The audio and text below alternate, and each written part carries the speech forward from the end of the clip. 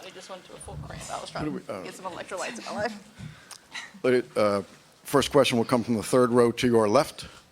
Yes, Gene Wong, Washington Post. Elena, just your thoughts on the composure the team had when Connecticut made that run to get it within 4, and then kind of a follow-up to that. Defensively on Jonquel, what were you guys able to do to kind of limit her throughout the game? Yeah, I mean, the team showed a ton of toughness. It's always tough when a team is going on a run like that. They have the shooters they have. But everybody was just kind of able to take a deep breath, stay calm. I think the last series really prepared us for moments like that because it was such a battle.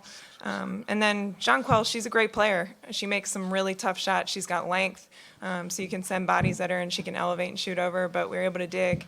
The guards were able to help me a lot on those digs. And, she's going to get her points, but you try to limit them and make everything hard.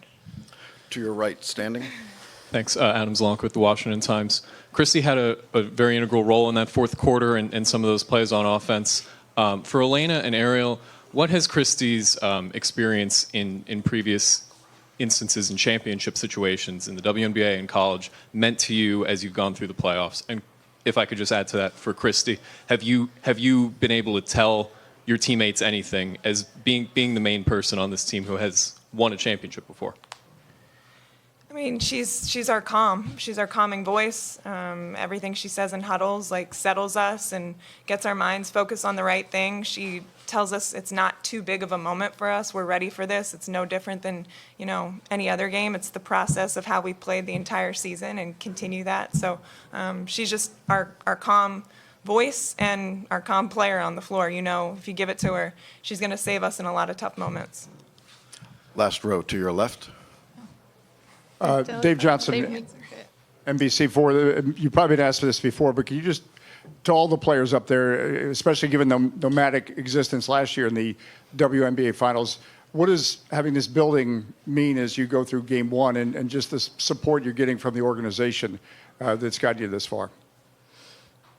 Yeah, it's great. We have a home. We're not nomads anymore. Last year it was tough when you're playing in a different building every other night, when the season's on the line. So to be in this building and have the support of the Wizards and Ted and Tommy and everybody, it means a lot. We feel like professional athletes here.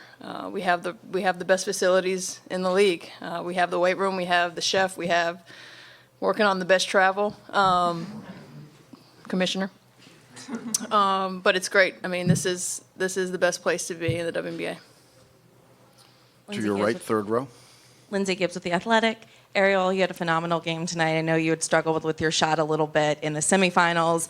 What was the key, do you think, tonight to kind of being the X factor for the team? And for Elena and Christie, what have you seen from Ariel in this postseason?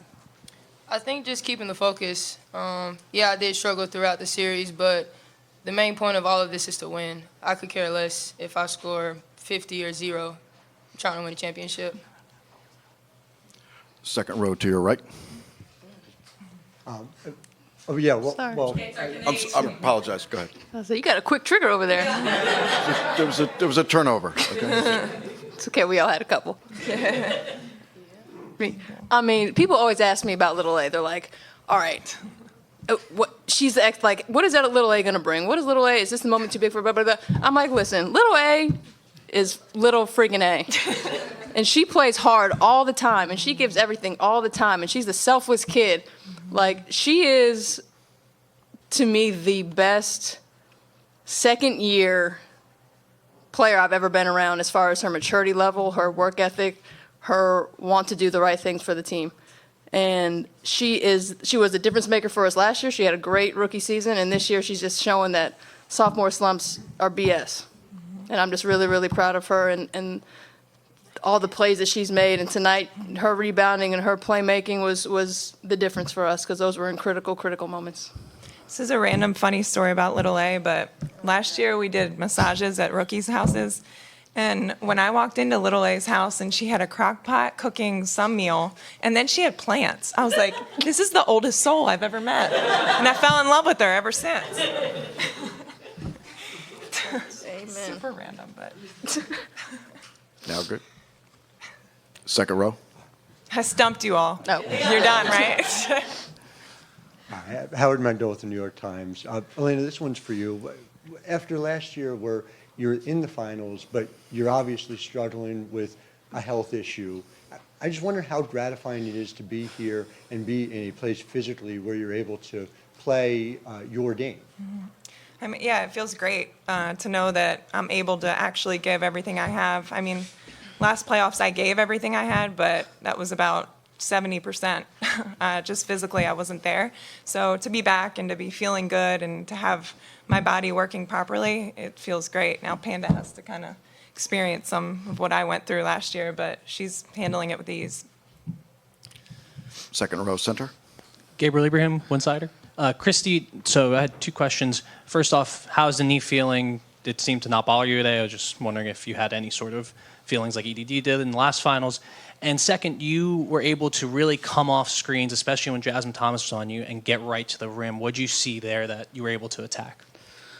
Yeah, I mean, I feel great. We're 1-0 in the finals. Adrenaline takes over, and that's what we're rolling with right now.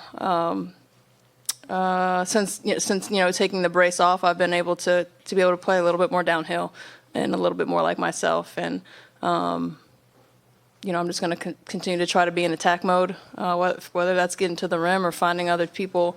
Once I can engage too, I'm going to continue to do that because I think that's what kind of gets the motor running for our team. Third row to your right. Kellen Song, Washington City Paper.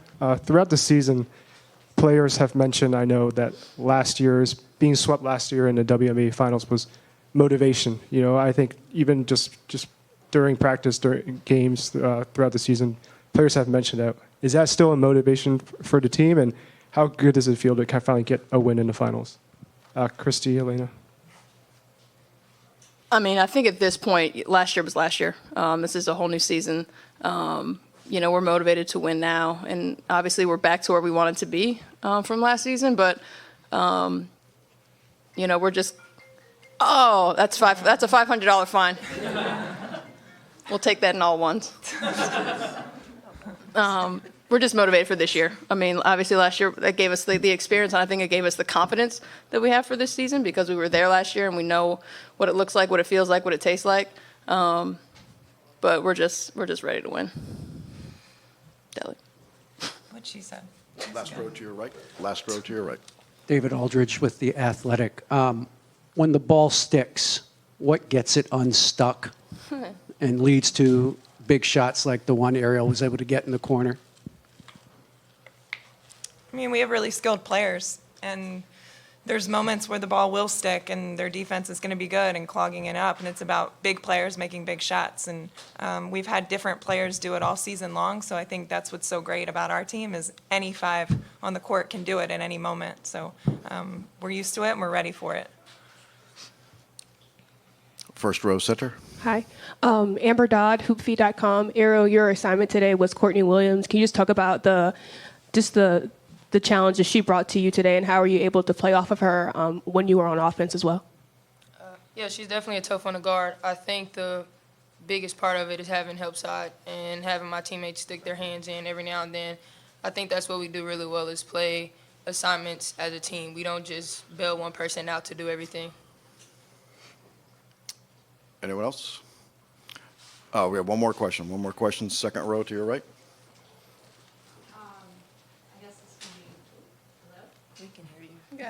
You can hear me. So I guess Kristi or Elena, you guys had 14 turnovers, I think 9 in the first half, which was kind of uncharacteristic for you. What was kind of going on? Like, what counts for that? And how'd you guys ultimately clean that up in the second half? A lot of it was hesitation. We just talked about, the ball sticking. Well, the ball was moving, but it was moving a little bit too much. And, we just had to come out. It's the first game of the finals. Whether we were here last year or whatever, it's still a big moment. And I think, we had a couple bonehead mistakes. And the good thing is we were able to clean it up and get better in the second half. And we know valuing the basketball is a key to winning a ring. So, we're very mindful of that. And moving forward, that'll continue to be a major point of emphasis for us. Ariel, Elena, Christie, thank you. To our media, Coach Miller will be here in just a moment.